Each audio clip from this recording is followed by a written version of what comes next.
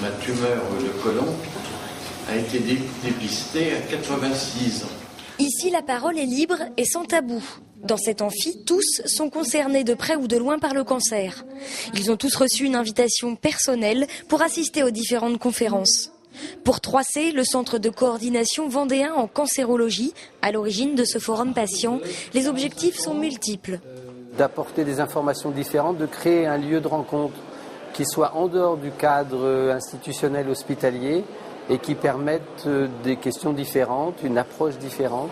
Il y a des questions qui seront abordées peut-être à travers les débats qui auront eu lieu et qui ont permis à certains patients de se rendre compte que des sujets qu'ils n'auraient pas osé aborder eux-mêmes, finalement peuvent l'être. Ça offre encore une plus grande liberté, je crois. Et c'est un moment convivial entre malades aussi. On peut se parler, il y a des sujets où on ne peut pas parler avec tout le monde, quoi. Il faut être malade pour en parler, donc, ou avoir été malade. Au cœur des débats, le cancer colorectal, du sein et de la prostate. Les thèmes abordés vont du dépistage à la génétique, en passant par la sexualité. Certains sont venus poser des questions, d'autres juste écouter, mais surtout se tenir informés des dernières évolutions.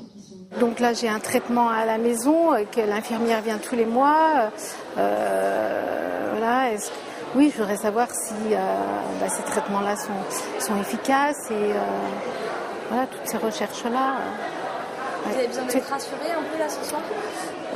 Oui, d'être rassuré, oui. C'est aussi ça, se rencontrer entre malades, se rassurer, se comprendre et se soutenir lors des étapes les plus difficiles de la maladie.